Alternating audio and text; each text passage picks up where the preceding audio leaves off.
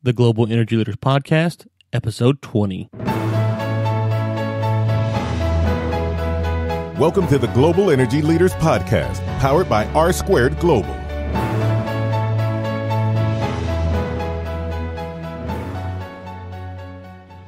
Welcome to another edition of the Global Energy Leaders Podcast. As always, I'm your host, Ryan Ray. So good to have you. And on this episode, we sit down with David Blackmon. And I found David from his Forbes contribution, where he is a writer and contributor for Forbes. He's also an energy analyst. We get into a wide range of topics. We talk about Trump. We talk about which oil and gas fields are going to be the most opportunistic this year. And so a wide range of topics. I hope you enjoy the show. And so you can check out David's full bio in the show notes as always. And you can find that at globalenergymedia.com. Without further ado, here's my conversation with David Blackmon. Well, David, ever since I first come across your articles on Forbes.com, I've been wanting to get you on the show. It's so good to have you. How are you doing today? Doing great. It's a beautiful day in Mansfield, Texas. Yeah, most of the people I've talked to have not been as close as you are from where I'm at right now. We're about an hour east-west from each other, so it's kind of unique to actually have someone in the same state, not and just right next door compared to Canada or Africa or China. So it's a new experience for me at least. Let's get into politics. Let's start off there. Trump versus Clinton. Let's not talk about the social side of things, but as it pertains to energy, to oil and gas, was Trump the right candidate for the oil and gas industry? Well, of course, from my point of view, the answer is clearly yes. I want a strong oil and gas industry in the United States, and I have to tell you that I've been in the industry for 37 years, and in all of that time, the last 2 years really of the Obama administration probably saw more heavy-handed, burdensome federal regulation come down onto the oil and gas industry than the 35 years prior to that combined. And so, the presidential election came down to, do you want 8 more years of that, 4 or 8 more years of that on the oil and gas industry, or do you want to change? And a president who, wants to actually scale back regulations, not just on the oil and gas industry, but on the entire economy. And so, to me, it was a pretty stark choice in that election. For the health of the oil and gas industry in the United States, I think it was definitely the right outcome. Okay, now on episode 15, Gregory Zuckerman came on, and one of the things he pointed out was there's a lot of distaste from the oil and gas people, especially these CEOs and these higher-ups, towards Obama, but the oil boom happened kind of under his watch. Now, Zuckerman, to his credit, I want to give him correct here, he doesn't say that Obama should get any of the credit, but it did happen under a Democratic president. So, yeah, what would you say to that? Just kind of is that the free market was just kind of working, and Obama happened to be the recipient of it, or what would your comment be to that? Well, it was mainly an accident of geography. The delightful aspect of the shale revolution in the United States is that virtually all of the gigantic shale plays, virtually all of the land does not underlie federal or Indian jurisdiction. These are in places like Texas and Pennsylvania and eastern Colorado, in areas of the country that the federal government does not own the rights to the property. And so, given that fact, the federal government and the Obama administration had very little jurisdiction over the development of these shale plays in South Texas and the Permian Basin and elsewhere.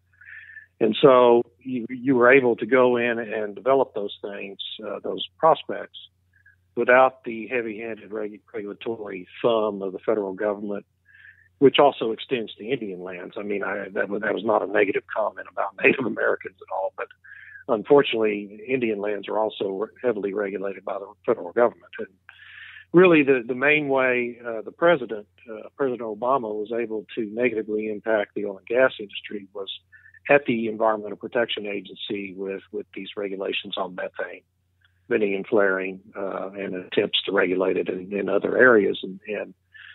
But as far as operations, as far as hydraulic fracturing and downhole and surface operations of the oil and gas industry, he had very little jurisdiction. So, yes, the shale revolution has taken place under Obama's watch, But does he get any credit for it? No. He didn't have jurisdiction, didn't have much of a way to stop it.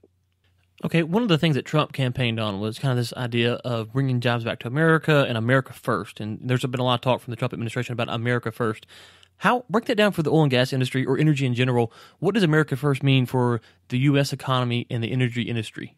Well, for the U.S. economy, I'm not an economist. I'll leave that to smarter people to judge what the overall impacts of it all might be. For the domestic oil and gas industry, it means, of course, the very first things we've seen 4 days into his administration, it means an executive order ordering the Army Corps of Engineers to issue that final easement to the Dakota Access Pipeline, and the State Department to speed up the process of approving the Keystone XL, the northern leg of the Keystone XL pipeline, to bring, to facilitate getting the oil to market, put in more pipeline infrastructure to get it out of these basins where transportation has been very difficult. I mean, in the Bakken Shale formation, you've had tons of that oil coming out of there on trucks and trains instead of pipelines. And pipelines are far and away the most efficient, cheapest, and safest way to transport oil. And one unfortunate result of that has been several pretty significant railroad accidents carrying Bakken crude oil that have resulted in fatalities. So the more of that oil you can get on in a pipeline instead of on a train or on a truck, the safer it's going to be, and the easier it's going to be to get it to the refineries and ultimately to market. I think you'll see this administration, pull back on some of the regulations. A really good example of that, well, there's two great examples of what's going to come here pretty soon. The first is the Waters of the United States regulation from the Environmental Protection Agency that is just a massive power grab under the Clean Water Act, really well beyond the bounds of the Clean Water Act. That regulation and the Bureau of Land Management's regulation governing hydraulic fracturing operations on federal lands are both at the federal appellate court level. They both suffered adverse decisions at the district court level, and they're on appeal. I think you'll see very quickly, now that we actually have a confirmed Attorney General over the Justice Department, I think it's very likely you're going to see the federal government pull back on its appeals of those two cases and let those regulations die, which will be a very positive thing for the oil and gas industry, because both of those regulations would have had major, very significant, burdensome impacts on oil and gas development. And so it's going to be a series of things like that in this administration that is going to be designed to, the whole plan is designed to first encourage domestic production of crude oil. And you're already seeing the EIA make pretty bold predictions about the United States recovering all the way back to about 10 million barrels a day production by 2018, which it was not saying 6 months ago. And, to encourage more domestic production and also to bring in more oil from friendly countries in the Western Hemisphere, like Canada and Mexico, and try to get into a situation where the country is pretty much independent and maybe completely independent of oil from the Middle East and North Africa, which is, a very hostile part of the world, quite often for us as a country, and can also be a very volatile part of the world and not a real dependable supply at times for crude oil coming into this country. So for domestic producers, the whole thing is designed to be a stimulus to the domestic industry. And after the last 2 years, I think the U.S. domestic industry will be very glad to see those kinds of actions. Okay, so now you've talked about a lot there, and one of the things that you've said is you've talked about the EPA and you talked about executive orders. And as you've written here recently, and we're recording this a little bit before it's going to be released, so I'm not going to hold you to what you say. Obviously, good stuff could change, but you've talked about these executive orders that Trump's issued with the Keystone and with the Dakota Access Pipeline. But but there's still a lot of backlash saying that, okay, Trump's knocking down all the walls, and there's going to be just the oil and gas companies going to go wild, and pollution and greenhouse gases, and there's a lot of as hysteria as you see in the media over this kind of stuff. Give us what's really going on with these regulations, and what the government actually does when they roll these things out. Yeah, well, of course, the way it gets spun in the media is that, let's just take the BLM hydraulic fracturing rule as a great example. The way it gets spun in the news media is that, oh my gosh, that regulation doesn't go into effect. Hydraulic fracturing is completely unregulated. Well, that's, just nonsense. I mean, hydraulic fracturing is properly and very heavily regulated in the states, which is where oil and gas operations ought to be regulated, especially subsurface downhole regulations, by regulators who actually know the assets, know the land, understand the people, understand the companies, are closer to those operations. Colorado, the state of Colorado, the state of Texas, the state of Wyoming, all these heavy oil producing states have completely revamped their regulations governing hydraulic fracturing and completion operations in recent years.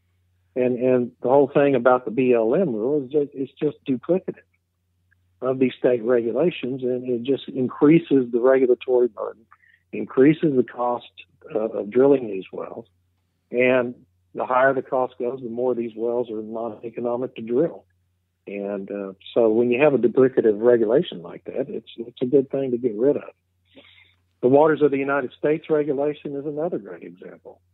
That regulation, the Clean Water Act, authorizes the Environmental Protection Agency to regulate the navigable waters of the United States, and that is basically a river or a lake, other stream that you can float a good-sized boat on, right?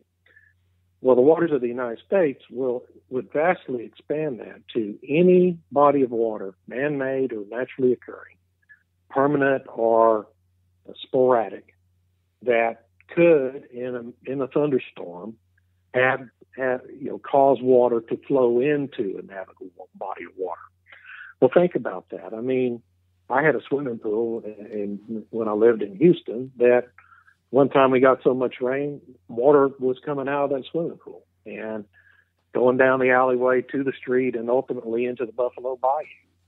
Well, all of a sudden, my swimming pool becomes a potentially regulated body of water under the Waters of the United States regulation. And so it would apply to any backflow pond on an oil and gas drilling location, any drainage ditch in your local neighborhood. Just a massive expansion of federal regulatory oversight that would be a burden to the whole economy. But the whole point I think you're talking about is just because some federal regulation doesn't, some EPA regulation or Department of Interior regulation gets pulled back by this administration, that doesn't mean the oil and gas industry is not regulated. The oil and gas industry is already a very heavily regulated industry. No, absolutely. And anytime you work on a project, in the oil and gas, you can see all the regulatory hurdles that you have to jump. Okay, so I want to transition a little bit to a financial question that I have for you. Taxes. There's been a lot of talk about Trump and his tax plan and what's going to happen. Break it down for us on two sides. One, the corporate level, so the big corporations, and when we say big corporations, we're not talking about just Exxon. For me, a big corporation would be a company out in the Permian that's drilling that they're making decent money. They're not Exxon, but we kind of lump them all together. So just your producers in general, we'll say, or your midstream companies. So how's the tax benefit for them? And then also for people who may just be recipients of money from these companies. So if you're a landowner who's getting a royalty check, is there any kind of benefit coming from those people as well? Well, yeah. And so, corporate tax reform is a big priority for both the Congress and the administration. And we know the basic outlines of the House of Representatives version that's going to be formally proposed here sometime in March. And basically, it lowers the tax rate from 35, the current 35, 36%, I can't remember exactly, down to around 20%. It eliminates a lot of deductions, including most deductions for interest. But it encourages capital investment by allowing companies to expense capital investment in in the year in which it's occurred. And that includes intangible drilling costs for oil and gas companies, which is, the main, one of the big drivers of their ability to form capital to drill these wells, is the current ability that they have to deduct intangible drilling costs. And so it's going to be very stimulative to not just the oil and gas industry, but to basically every industry that invests in capital in the United States, every business. And it should create a pretty significant economic boom just based on all the increased capital investment that's going to take place. And another big aspect of what they're proposing in the House would be this border stabilization tax that would basically be an import fee on crude oil, border equalization tax, that would create an import tax on crude oil coming in the United States that would essentially, the way it would work is it would basically eliminate the spread, which currently we have like a $4 spread between West Texas Intermediate index price and the Brent crude price. That's the price typically for internationally traded crude. So then the net effect of all this is most likely going to be a higher price for crude oil. Not a hugely higher price, but a few dollars a barrel that, should be a benefit to producers in the United States, and a higher price for royalty owners who are receiving checks from these producing companies. So it should be stimulative to that effect too, is more income into the pockets of private individuals who happen to be royalty owners. The question, of course, is whether or not that's ultimately going to get done. It's very difficult, as we all know, for Congress to pass a major reform of the tax code such as this. And it not only will be hard to get Democrats to agree to a Republican plan, but it's going to be difficult for Republicans in the House to get some Republican senators to agree to their plan. So it's going to be a real legislative battle here over the next 5 or 6 months. So what you're saying is if you're a royalty owner, get on the horn with your congressman and senator and try to push that thing through so you can get a little bit more money in your pocket every month. You bet. Yeah, I mean, every little bit helps. Absolutely. And some of the projects we've worked on, some of these landowners, they own thousands of acres, and so $4 change in the price of barrel oil, that can be some significant money, especially over time. Okay, so I've got to ask you this before we get to our last little segment where I want to kind of go around the country and look at the different plays. Is I've heard from Trump and his administration a lot of talk about opening the federal lands, and for me personally, I hear that and I go, okay, we've got a lot of barrels in the market right now. The price isn't very high. Opening federal lands, there's not a lot of pipelines. There are facilities nearby. I don't really get what the benefit of that would be in the economy, in the oil economy right now. What am I missing? Well, actually, there are quite a few. The federal government owns over half the lands in the western United States, and there are a lot of areas in states like Colorado, Wyoming, Utah, Montana, where there is very significant unused pipeline capacity already, because under the Obama administration, the Bureau of Land Management and the Forest Service set aside so much land and kept it from being leased. And even lands that were leased, they really slow played the permitting process. And so, to the extent the new administration can speed up that permitting process and issue new leases, you could have a lot of increased production without needing to install a lot of new pipeline capacity. And then the other thing President Obama did towards the end of his administration in December was, basically issuing executive orders setting the entirety of the Beaufort and Chukchi Seas off the north slope of Alaska off limits to oil and gas exploration.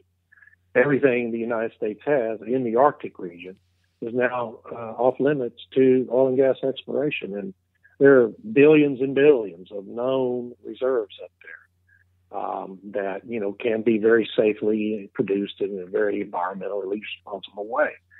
And so it just, that's another thing that the new president could conceivably do anyway, is reverse that action that President Obama took and reopen those areas to leasing as well. There are, there's only a handful of companies with the capacity, the capital capacity to go up there and explore for it, but Shell has been up there for years. ExxonMobil and BP have all been up there in that region for many years. And so, it just doesn't seem to make a lot of sense to, set aside all those billions of barrels of oil, particularly when the Trans-Alaska Pipeline is only, at about not even half capacity right now. So you can send a lot more oil down that pipeline to Seward if you have the production. Okay, so the last 2 years, besides us talking about this stuff, we actually work in the industry. So the last 2 years, we know, has been rough on a lot of companies. And so here's what I want to do. I want to go around the country. I don't want you to say, okay, hey, if you're a supplier, a vendor, you've been working in this industry, you've gone through this downturn, is this play a play that you should be really concerned to try to go work in, or maybe you shouldn't focus your resources? So I'll just call it out and you say, yeah, go there, or no, stay away, and kind of give the audience just a reason of why you're high on it or not, okay? Okay. All right, so let's start in the Northeast. Let's go with the Marcellus and the Utica area. Is that go or no go? It's a mixed bag. The natural gas price continues to be pretty weak, and there's the Marcellus is mainly a gas play. The Utica is a liquids play to a much larger extent, and I think you'll continue to see pretty robust activity up there as long as the price stays above $50 a barrel. Okay, let's stay in the north. Let's go over to the Bakken. What are your thoughts on the Bakken for 2017? The Bakken is, again, another mixed bag. Some companies that are really in the sweet spots are going to be able to start drilling again. I did a Forbes article on Oasis Petroleum that they've been able to cut their costs of lifting oil out of the Bakken in half in the last 2 years. So companies like that are able to take advantage of big acreage positions in the sweet spots are going to be able to do some drilling up there. Okay, let's come down here a little bit closer to home for us, at least. The Haynesville and the Barnett, they're more gas plays, so kind of what do you see them doing this year? They're not going to do much. It's dry gas, no liquids. It's going to be very little drilling going on in those two plays, although I have seen a couple of drilling rigs here in the Barnett Shale region here in recent weeks. Okay, just south of us, we got the Eagle Ford, kind of a mixed bag. What are your thoughts on that? Eagle Ford's growing. The Eagle Ford rig count has almost tripled now since last June, and I think it's been a pretty slow progression from 25 to just above 70 rigs, and I think you'll see some more rigs coming on during the course of this year, again, as long as that oil price stays above $50 a barrel. Okay, well, I've teed this up for you. The last one, obviously, we hadn't discussed is the Permian. Give us what you think about the Permian for 2017. Yeah, the Permian's in a full-blown boom. It's gone from 120 rigs last April to over 300 now. Almost half, well, more than half of the active drilling land rigs in the United States are active in the Permian Basin. And the economics are just so much better in the Permian than anywhere else. Where in the Eagle Ford, you had a single, very robust formation. In the Permian, in many areas of the Permian, you have 2, 3, 4 stacked formations where you can have multiple completions in the same well and being produced out of all those formations the same well. So the economics are just better there than anywhere else, and it's just going to continue to boom throughout 2017. Okay, so I'm going to recap that for the audience to make sure I heard you right. Obviously, the Permian's a good spot to be in and is the best spot to be in. The Eagle Ford probably number 2, it sounds like. The Bakken and Utica, there may be some hope there if you can get in with the right companies. And then as far as the Marcellus, the Barnett, and the Haynesville, probably not going to be a whole lot going on. Did we catch that right? Yeah, and I would just add that the Scoop and Stack plays in central Oklahoma are going to continue to grow. And the DJ Basin in Colorado, you're going to start seeing more activity there as well, because those are 2 more plays that are liquids-based, and the economics are pretty good in those plays. Okay, well, that's great to know. David, thank you so much for coming on. What do you need to plug and promote and kind of get your awareness out there on what you've got going on? You're all over the place. You're a consultant. You write for Forbes. Yeah. Tell everybody where they can find you and where they need to go look you up at. You can find me on Twitter. My handle there is GD Blackmon, George David Blackmon, at Forbes.com. Just go to Forbes.com and search for David Blackmon.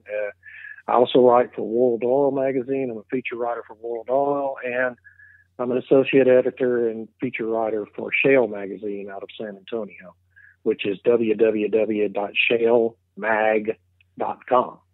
So I'm all over the place doing that writing, and I always love to have people read my stuff and have comments or questions on it. Absolutely, and you've been very gracious the few times I've interacted with you on Twitter. So what we'll do is we'll link to that, guys, all in the show notes. We'll go find his latest article from Forbes when this drops, and then we'll go link to all those other websites as well. That would be in the show notes along with his Twitter handle, so you can find him, connect with him. He's got really good, interesting stuff. I was just looking at his articles on the Dakota Access Pipeline, which we didn't have time to get into much today, but go check him out. A lot of good information. David, thank you so much for coming on. It was great to talk to you. Thank you. Thanks again to David for coming on. Really enjoyed the conversation and looking forward to his time on our round table. And let me remind you that our round table will be the week of May the 3rd, just a few months away, and we have a great lineup. We have Dr. Lawrence Fedewa, a previous guest on the Global Energy Leaders podcast. We'll link to his episode in the show notes. David Blackmon, as I mentioned, he will be on. And we have Jackie Pick from the Jackie Daily Show, as well as from the National Center of Policy Analysis. And so we will link to her profile so you guys can go check her out. And we're also hoping to get Jackie on before the roundtable just to introduce the audience to her. Now, I'm going to close with this. Over the past few weeks, I've received a lot of interesting inquiries over LinkedIn. And so if we're not connected on LinkedIn, I would really love to meet you and connect with you on LinkedIn just to see what kind of business you do.